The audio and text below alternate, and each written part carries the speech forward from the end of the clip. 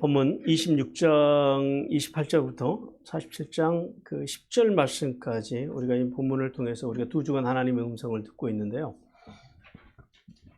지난주에 하나님이 주신 메시지, 하나님의 말씀은 그거였습니다. 하나님께서는 비둘기같이 순결하고 뱀같이 지혜로운 성도들을 기뻐하신다라고 말씀하셨습니다.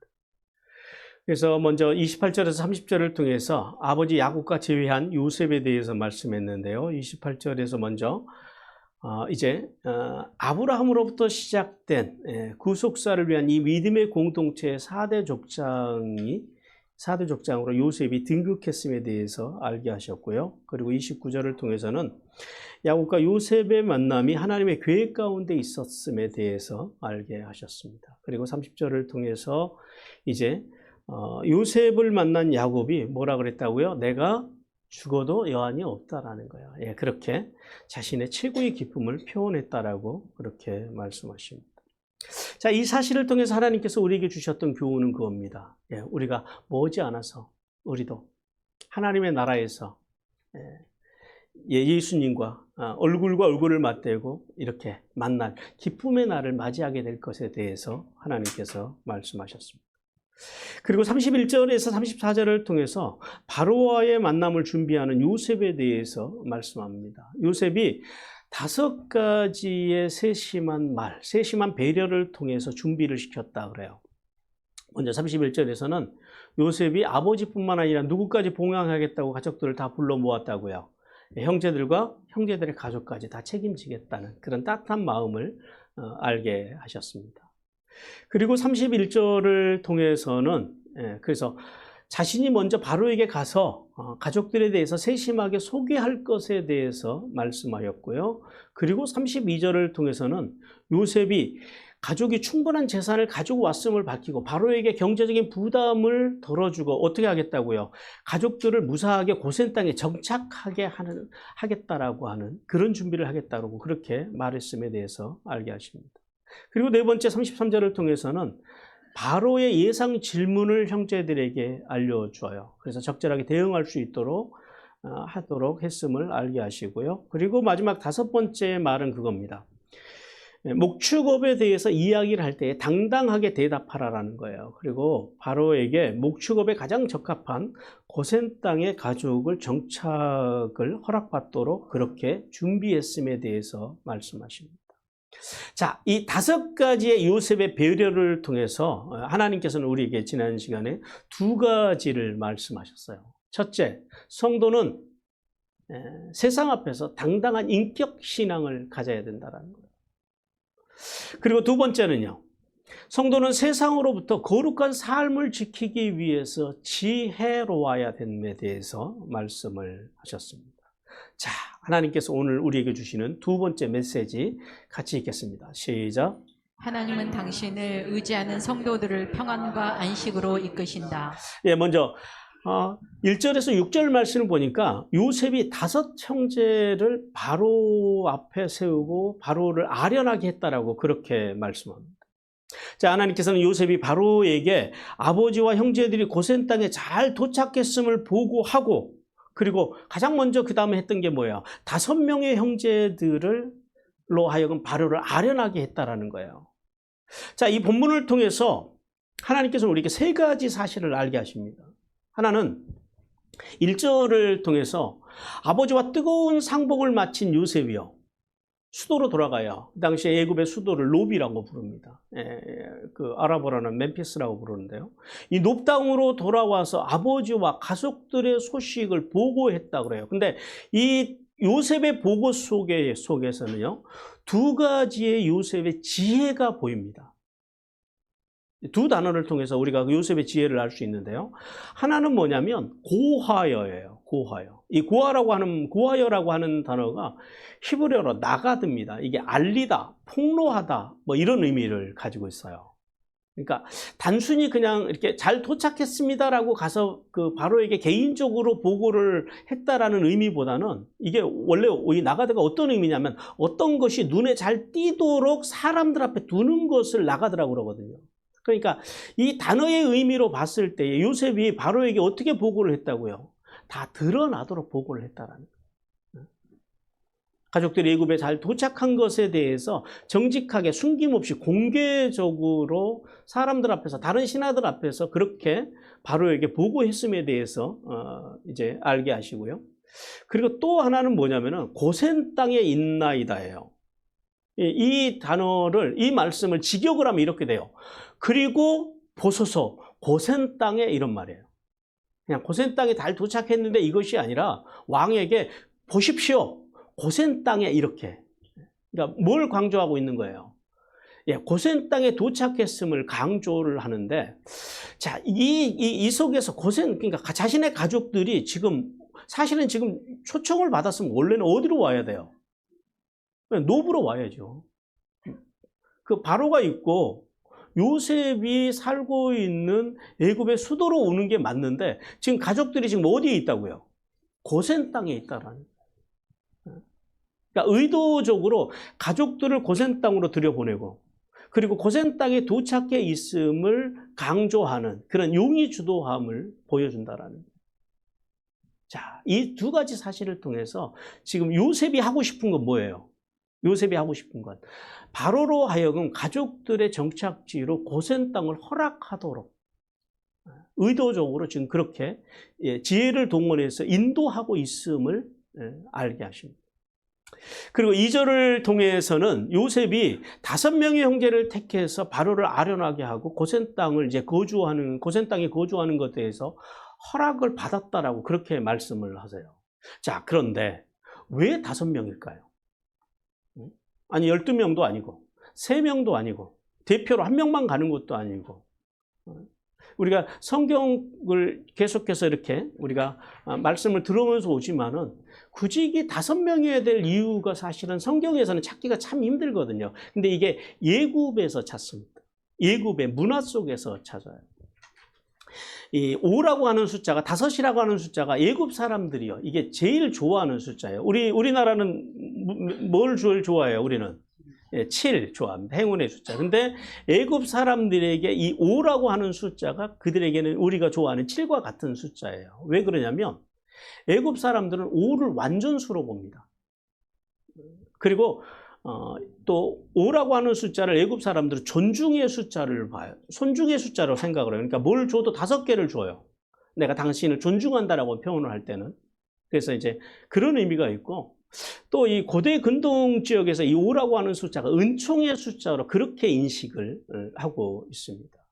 자, 그러니까 왜 요셉이 5명을 선발을 했는지를 이제 감이 오시죠? 그러니까 어떤 기준으로 5명을 선발했는지는 모르겠어요. 무슨 예를 들어서 뭐 잘생긴 순서대로 한 건지, 아니면 앞에서부터 앞에서 서열대로 한 건지, 아니면 뒤에서 서열을 끄는 건지, 그 이유는 뭐 어떻게 했는지는 정확하게 알 수는 없지만은 어쨌든 중요한 건 뭐예요?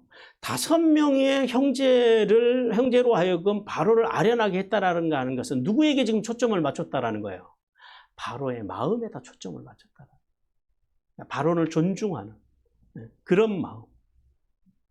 그래서 바로의 마음을 좋게 해서, 그렇게 하는 목적이 뭐라고요? 자신의 공동체가 바로의 은총을 입어서 고센 땅에 잘 정착하기를 원하는 마음에서 그렇게 바로가 좋아하는, 애굽 사람들이 좋아하는 5이라고 하는 숫자에다가 형제들을 맞춰서 아련하게 했음을 성경을 통해서 우리에게 보여줍니다. 그리고 3절, 4절을 통하여서 이제 바로를 아련하게 된 요셉의 형제들, 그들이 이제 자신들의 직업에 대해서 당당하게 밝혔고, 그리고 기근이 마칠 때까지만 예굽의 고센 땅에 머물게 해달라고 요청했음에 대해서 알게 하세요. 그런데 요셉의 형제들이 자신의 직업에 대해서 묻는 바로에게 2개의 단어로 겸손하게 대답을 하고, 그리고 고센 땅에 머무는 것을 이제 허락을 받아냅니다. 하나는 뭐냐면 거류하여예요. 이 거류하다라고 하는 말이 이게 히브리어로 구르거든요. 이 어떤 의미냐면 요셉의 형제들은 자신들이 낯선 지역에 잠시 머무는 사람들, 나그네라는 거예요. 그러니까 여기 와서 터를 잡고 자리 잡고 살 사람들이 아니라 우리는 잠시 지나가는 나그네라고 자기들을 표현을 해요. 그러면서 심각한 기근이 끝날 때까지만 예굽에 머물게 해달라고 바로에게 요청을 합니다. 그러니까 무슨 말이에요? 그 요청 속에서 바로가 어떤 자신들을 경계하지 아니하도록, 그리고 또 실제로 이 요셉의 형제들은 자손 만대가 이 땅에 자리 잡고 잘 살고 싶은 마음이 없다라는 거죠. 그들은 본향으로 가야 되는 또 사명이 있기 때문에 이제 그렇게 이야기했다라는 거예요. 그리고 또 한 단어는 뭐냐면 종이에요. 종. 이 종이 그 에베드라고 하는 단어거든요. 에베드. 그러니까 노예라고 하는 뜻인데 요셉의 형들은 그 겸손하게 자신들을 비천한 노예로 낮춰요. 낮춰서 고센 땅에 거할 수 있도록 자신들을 최대한 낮은 겸손한 정중한 자세를 이제 낮춰서 바로에게 공손하게 자신들의 요청을 드립니다. 자, 그리고 났더니 5절, 6절을 통해서 요셉의 형제들을 만난 후에 이제 바로가 요셉에게 두 가지를 명령했음에 대해서 말씀을 해요. 하나는 뭐냐요? 요셉의 가족들이 고센 땅 가장 좋은 곳에 머물 수 있도록 해주라라는 거예요. 여기서 이 가장 좋은 땅이라고 하는 그 히브리어가 베메타브 하아레츠입니다. 이게 직역을 하면 이렇게 돼요. 가장 좋은 땅 안에, 즉 바로가 요셉의 가족들이 원하는 대로 어디예요? 고센 땅에서 어디서든지 그들이 눈에 보기에 좋은 대로 살 수 있도록 그렇게 허락해 줬다라는 거예요. 자, 이 사실을 통해서 하나님께서는 이스라엘이 이제 12지파로 성장할 수 있는 기반이 온전히 만들어졌음에 대해서 알게 하십니다. 그리고 또 하나를 명령하는데요. 어떤 명령을 하냐면 왕실의 가축을 돌보는 관직을 요셉의 형제들에게 줘요. 요셉의 형제들 중에 그 능력 있는 사람을 세워서 관직을 주라고 합니다. 그게 어떻게 알 수 있냐면 우리 성경에서는 관리하게 이렇게 번역을 했잖아요. 근데 이게 히브리어로 샤르입니다. 샤르. 이제 우리 좀 관리라고 하니까 그냥 뭐 요셉이 이제 그 요셉의 형제들이 직업이 목축업이니까 너희들 목축업을 할 때에 덤으로 뭐 마치 왕의 그 가축들도 함께 좀 해주라 이런 의미로 우리는 이렇게 성경에서 받아들일 수 있는데 그게 아니에요. 샤르입니다. 샤르가 어떤 뜻이냐면은 두목, 우두머리, 뭐 관리 이런 의미를 가지고 있어요. 그러니까 뭘 줬다라는 거예요. 쉽게 말하면 관직을 줬다라는 거예요. 왕실의 가축을 관리하는 관직을 누구에게 맡겼다고요? 요셉의 형제들에게 그 관직을 내렸다라는 거예요. 자, 그 사실을 통해서 이제 요셉의 가족들이, 요셉의 형제들이 애굽에서 입지를 확고하게 구축할 수 있는 그런 이제 기반이 만들어지게 됩니다. 자, 성도 여러분. 이 본문을 통하여서 하나님께서는 우리에게 세 가지의 교훈을 주십니다. 첫 번째 하나님의 교훈 같이 읽겠습니다. 시작. 모든 일에 지혜롭게 행동하라. 네. 자, 하나님께서는 요셉이 애굽인들이 좋아하는 숫자에 맞춰서 형제 몇 명을요? 5명을 바로 앞에 세웠다라고 그렇게 말씀을 해요. 이 사실을 통해서 성도들의 세상 속에 살아가는 성도들의 지혜에 대해서 하나님께서 말씀하십니다. 아마 어떤 사람들은 요셉이 너무 좀 과하지 않느냐? 아무리 세상 권력의 비율을 맞추기 위해서 그래 숫자까지 신경 쓰는 거에 대해서 그럴 수가 있느냐라고 부정적으로 생각할 수도 있어요. 그러나 우리가 여기서 알아야 되는 건 그거예요. 성도는 나그네와 같은 세상 속에서 하나님의 구속사를 이루고 또 진리를 증거하기 위해서는요. 세상의 질서, 이웃의 취향 등을 존중하는 지혜로운 삶을 살아야 된다. 지혜로운 언어. 같은 말을 해도 이제 상대방의 마음을 상하지 않게 하는 그런 지혜들이 필요하다라는 거예요. 우리 마태복음 10장 16절 같이 읽겠습니다. 시작. 보라, 내가 너희를 보냄이 양을 이리 가운데로 보냄과 같도다. 그러므로 너희는 뱀같이 지혜롭고 비둘기같이 순결하라. 예, 진리의 문제가 아니라 그래도 되고 안 그래도 되는, 이걸 이제 그 헬라어에서는 아디아포라라고 합니다. 이 아디아포라의 문제라면 굳이 이게 믿음의 사람들이 세상 속에 나가서 진리의 문제가 아니라 부딪힐 필요가 없다라는 사실을 알아야 돼요.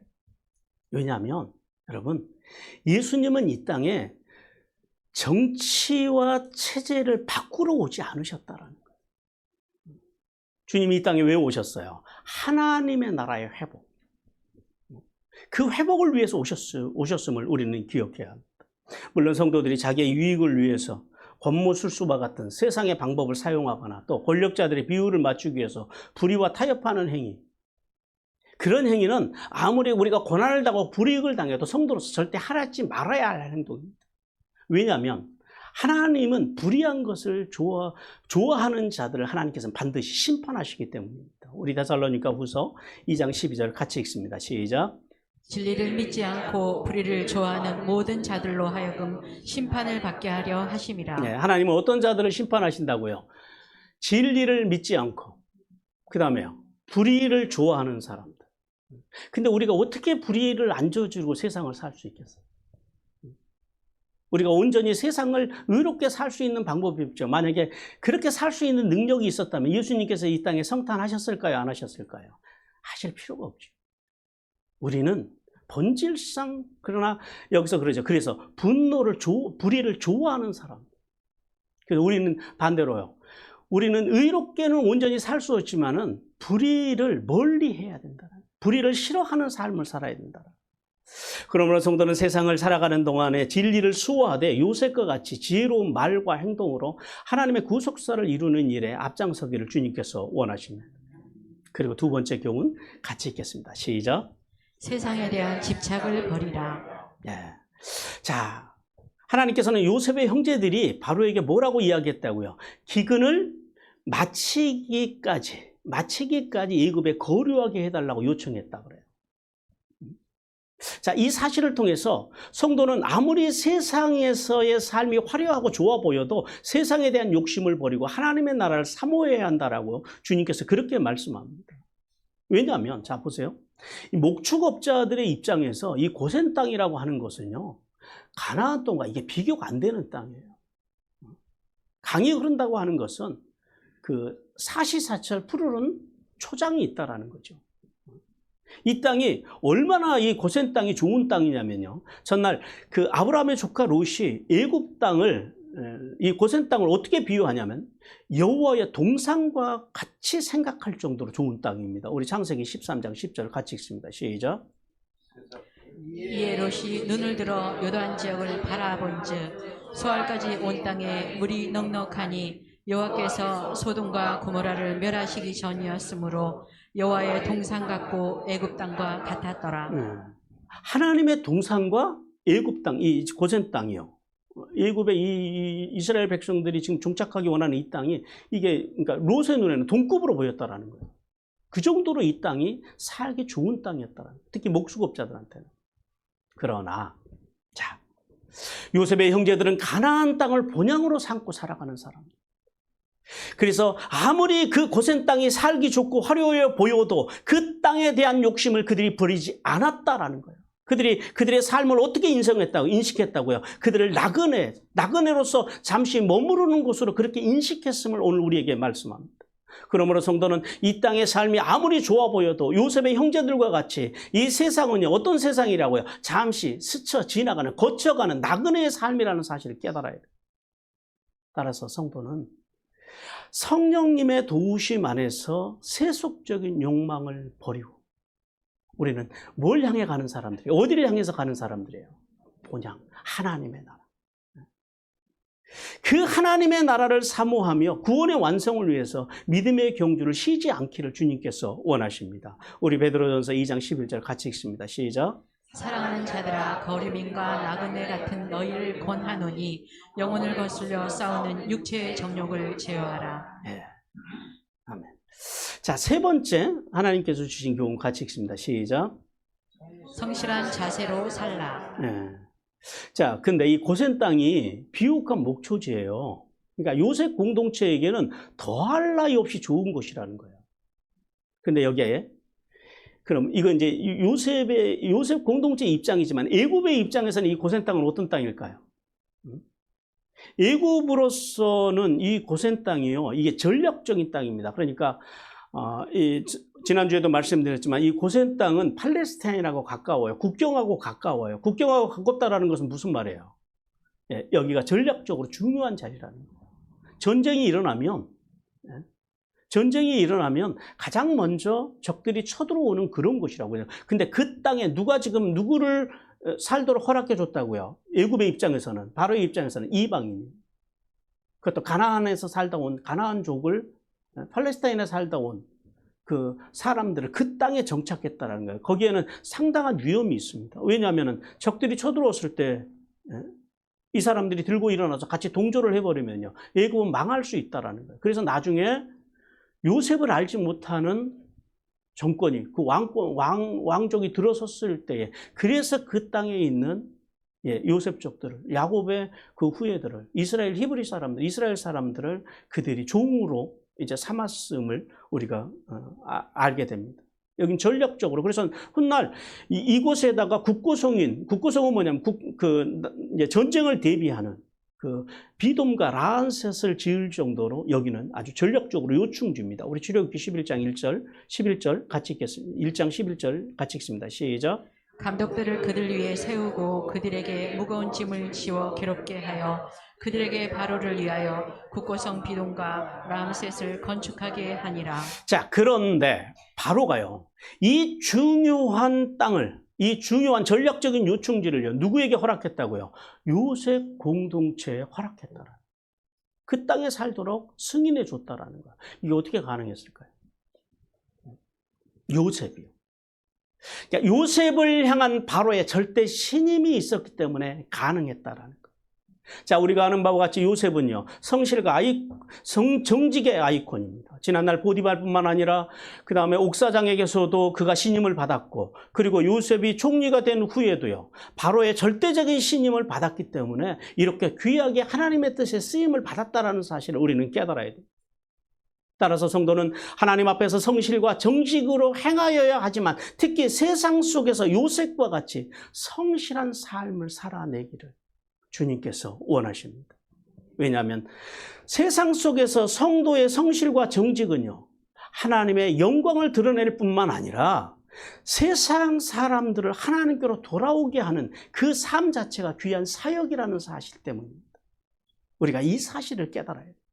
그러므로 성도는 성실함으로 하나님의 거룩한 일꾼으로 쓰임받는 요셉과 같이 자신에게 맡겨진 일에 성실하게 감당함으로 세상 속에서 인정받고 존중받는 삶을 살아가기를 주님께서 원하십니다. 그리고 이제 7절에서 10절을 통해서 야곱이 이제 바로를 아련하고 축복했다라고 말씀합니다. 하나님께서는 요셉의 아들들이 이제 바로의 아련을 마치자마자, 오늘 본문에 보면 그래요, 요셉이 바로, 와우 계속법을 썼어요, 바로 아버지 야곱을 바로 앞으로 인도했다라고 말씀합니다. 자, 하나님께서는 야곱과 바로의 대화를 통해서 두 가지를 알게 하세요. 먼저 7절과 10절을 통해서 야곱이 두 번이나 바로를 축복했다고 그래요. 어떻게 생각하세요? 그럴 수 있는 일일까요?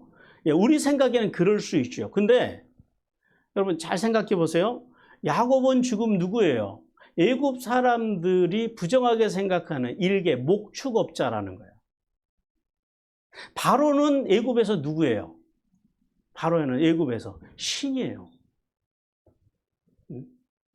부정한, 애굽 사람들이 보기에 부정한 목축업자, 부정한 자가 와서 신을 축복한다라는 게, 이게 애굽 사람들 입장에서는 어떤 일이겠어요? 이건 굉장한 사건이라, 놀라운 일이라는. 애굽에서는 누구도 바로를 축복할 생각을 안 해요. 바로로부터 뭘 받기를 원해요? 모든 사람들은 바로의 축복을 받기를 원하는 그런 존재라는 거예요. 그런데 야곱이 들어가자마자 바로를요, 축복하는데 그것도 한 번도 아니고 몇 번 했다고요. 들어갈 때 한 번, 나올 때 한 번, 두 번이나 했다라. 자, 이 일이 어떻게 가능했을까요? 바로의 입장에서 보면 이게 기가 막힌 일이에요. 그러나 반대로 야곱의 입장을 생각해 보세요. 야곱이 누구예요? 할아버지 아브라함, 아버지 이삭을 이으며 열국의 아비로 부르심을 받은 하나님의 종이라는. 그러니까 야곱 속에는 지금 뭐가 있는 거예요? 열국의 아비로서의 자긍심이 있다라는 거예요. 이게 신앙의 자긍심입니다. 세상적으로 볼 때는 이게 지금 말도 안 되는 상황인데, 바로의 입장에서, 애굽의 입장에서 볼 때는, 그러나 야곱의 입장에서는요, 당연한 거라. 당연한 거. 그래서 좀 더 구체적으로 이 야곱의 그 바로 축복에는 두 가지 의미가 담겨 있습니다. 하나는 정중한 인사예요. 야곱은 바로의 초청으로 애굽에 올 수 있음에 감사하고, 그리고 앞에서 아들들에게요, 고세 땅에 거주할 수 있도록 허락해 준 바로에게 당신이 베풀 수 있는 최고의 호의를 베푸는 거예요.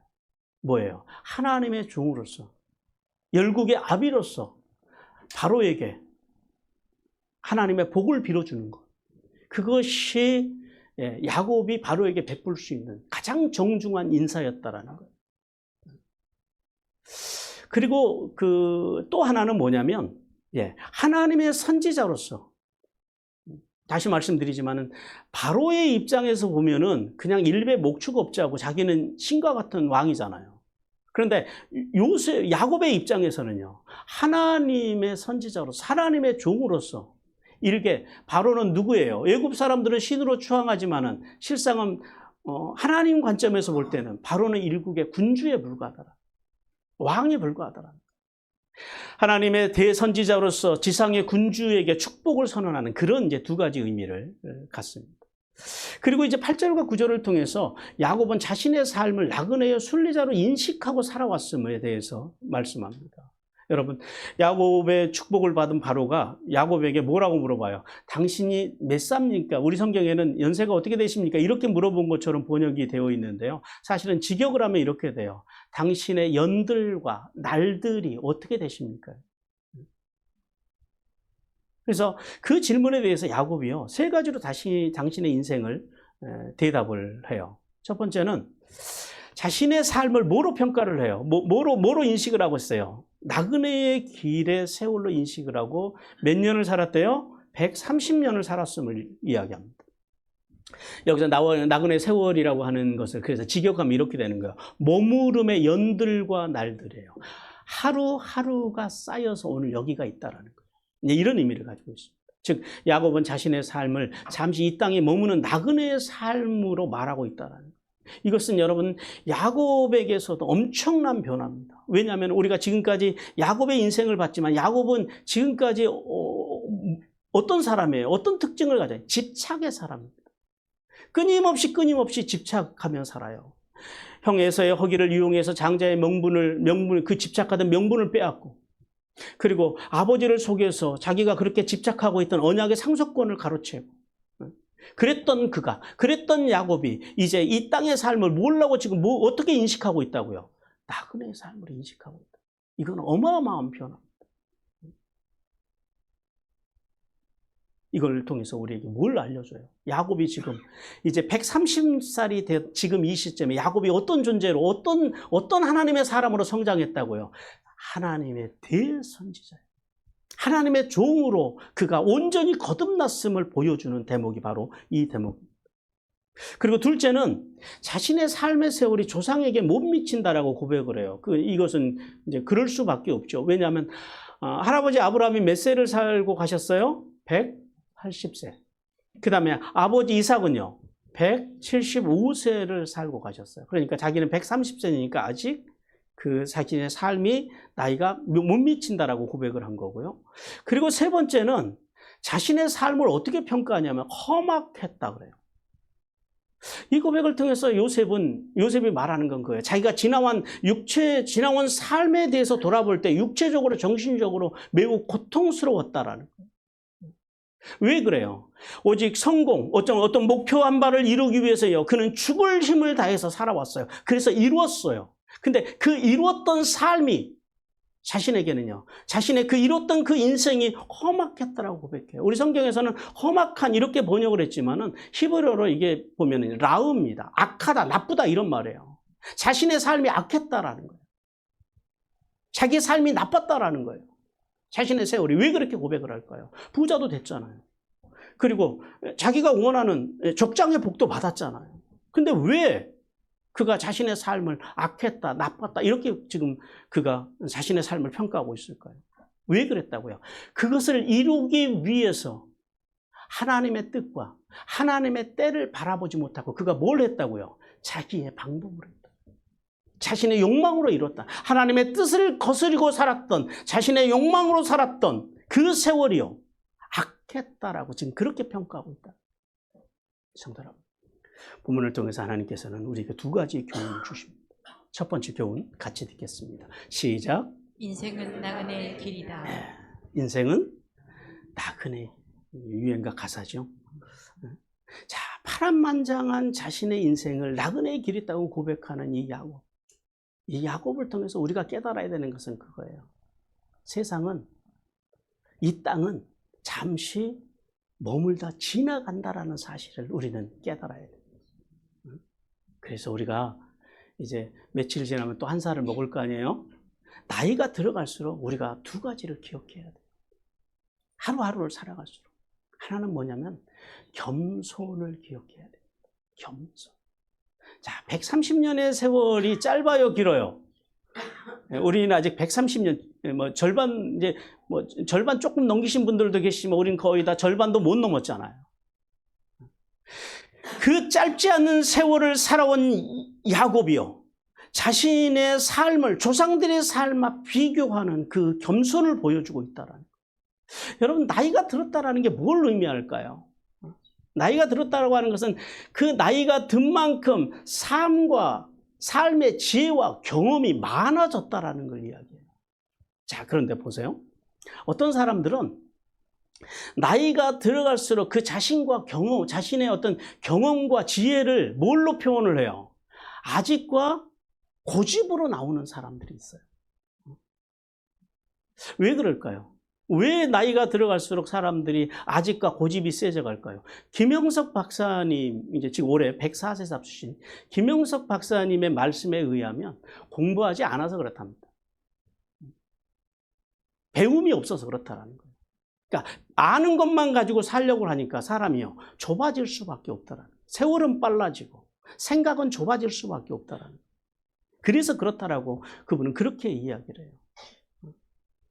왜냐하면 배움을 멈추는 순간에 우리는요, 과거에만 내가 살아왔던 그 삶의 경험에만 집착하게 된다라는 거예요. 그래서 거기에서 아직과 고집이 나온다라고 그렇게 말씀합니다. 그러므로 성도는 나이가 들어갈수록 새로운 지식을 배우고, 벼가 익을수록 고개를 숙이는 것처럼 겸손하게 자신의 지식과 그리고 지혜와 경험을 전해줄 수 있는 삶, 그런 넉넉한 삶을 살아가기를 주님께서 원하십니다. 그리고 또 하나는 의지입니다. 하나님만 의지하고 도움을 삼아야 한다라는 거예요. 이것을 기억해야 돼요. 우리 시편 121편 1절 2절 같이 읽겠습니다. 시작. 내가 산을 향하여 눈을 들리라. 나의 도움이 어디서 올까? 나의 도움은 천지를 지으신 여호와에게서로다. 예, 성도가 하나님만으로 도움을 삼고 살아야 되는 이유는 하나님께서는 당신을 의뢰하고 신뢰하고 의지하는 성도에게요, 때를 따라 도우시고 능력을 주시는 분이시기 때문에. 그러므로 성도는 인생이 나그네의 기름을 깨닫고 하나님만으로 도움을 삼고 신뢰함으로 하늘의 복과 땅의 복을 받기를 주님께서 원하십니다. 그리고 두 번째 하나님이 주시는 교훈 같이 읽겠습니다. 시작. 험악한 세월일지라도 주님과 동행하면 행복해진다. 네, 자, 바로를 아련한 야곱, 이제 요셉을 만나고 아들을 만나고 바로를 아련한 야곱이 바로 앞에서 자신의 삶을 어떻게 평가했다고요? 험악한, 악한, 나쁜 세월로 그렇게 말했다라는 거예요. 자, 그러면 이 말씀을 이 야곱의 고백을 반대로 뒤집어 봐요. 자, 지금까지의 세월은 악하고 나빴어요. 근데 지금은 어떻다고요? 여기에 초점을 맞춰야 돼요. 지금은 행복하다라는 거예요. 지금은. 자, 창자의 복을 빼앗은 사건으로 해서 삼촌 집에서 20년을 종살이하고 가나안으로 돌아오자마자 또 사랑하는 아내가 죽고, 또 아내가 죽은 지 얼마 안 돼서 또 요셉이라고 하는 사랑하는 아들을 다른 아들들에게 속아가지고 죽음으로 내본 비장한 아버지로 그렇게 이제 누명을 쓰고 22년을 고통 속에서 살아야 됐잖아요. 그렇게 고통 속에서 나쁜 세월을 살았는데 지금, 그래서 야곱은 그래서 지나간 삶을 악한 세월이었다고 그렇게 고백했다. 그러나 지금은 참으로 행복함에 대해서 고백합니다. 왜 안 그렇겠어요? 자, 보세요. 사랑하는 아들 요셉을 잃고 절망 속에서 죽을 날만 기다리던 그런 삶이었잖아요. 그런데 그 죽은 줄만 알았던 요셉이 어떻게 됐어요? 살아서 돌아왔어요. 살아서 자기 품에 안겼어요. 그 아들을 천국에 가서나 안아볼까 했던 그 아들을요, 살아생전에 안았다고요. 근데 그 아들이 그냥 돌아왔어요?